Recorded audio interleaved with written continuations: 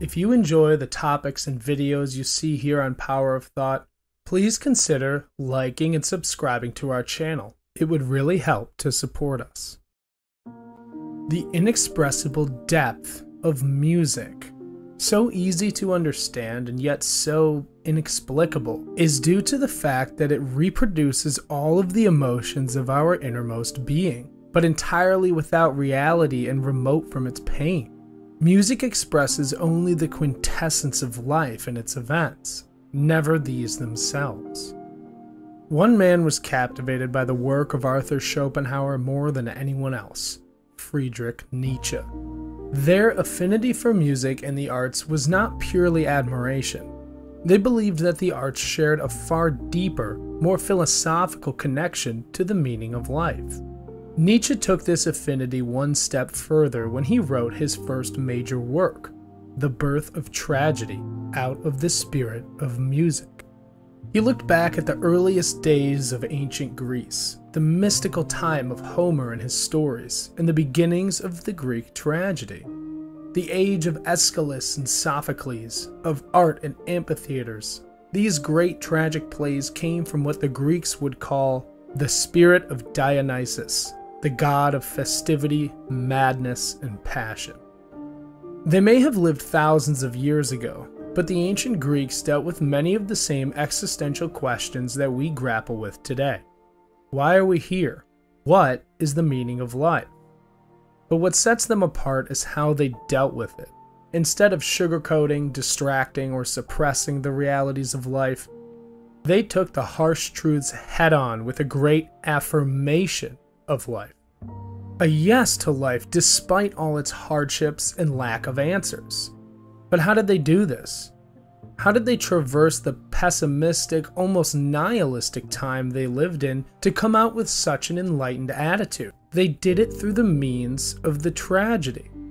In the tragedies, one's ego could be forgotten and your humanity let loose. Men became women, kings became peasants, and peasants became kings. The individual was gone and the creative spirit was unleashed. It is something like a temporary madness, but it's not mad at all. It is just human. And those who were seen dancing were thought to be insane by those who could not hear the music. This is the spirit of Dionysus, and Nietzsche contrasted this with the other half of man, the Apollonian. The Apollonian is the rational, planning, goal-setting man, while the Dionysian is the impulsive, passionate, sometimes destructive side. Many try to enhance their Apollonian side, seeing the orderly and rational as the perfect way to be.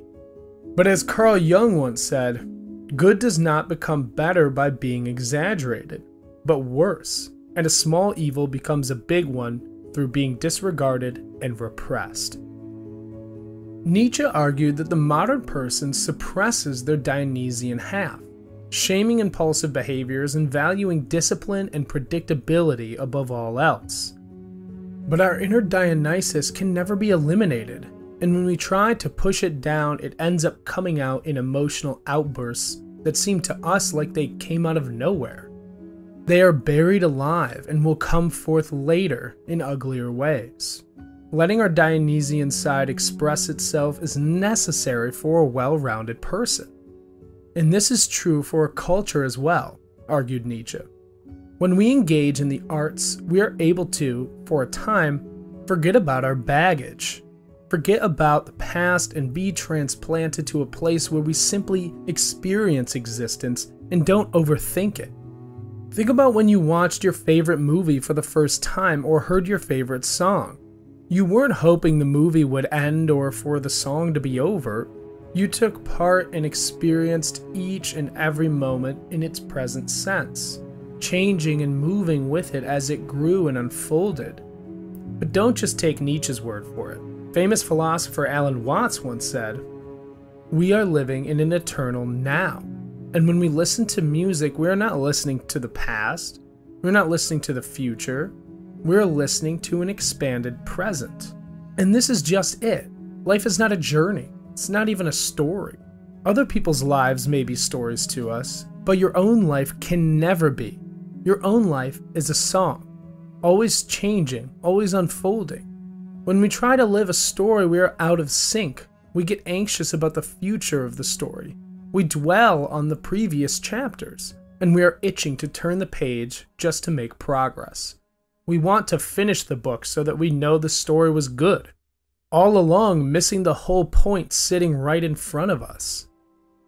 We need to sync up with the music of life, because even the most scientific and rational among us, even Albert Einstein once said, "If I were not a physicist, I would probably be a musician.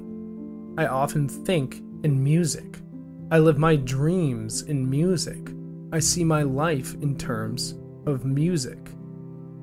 The key here is balance. Your passions need guidance and your rationality needs flair.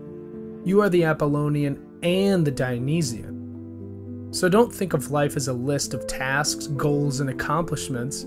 Think of it as a canvas with infinite edges, a song without end. So long as you live, the music is still playing.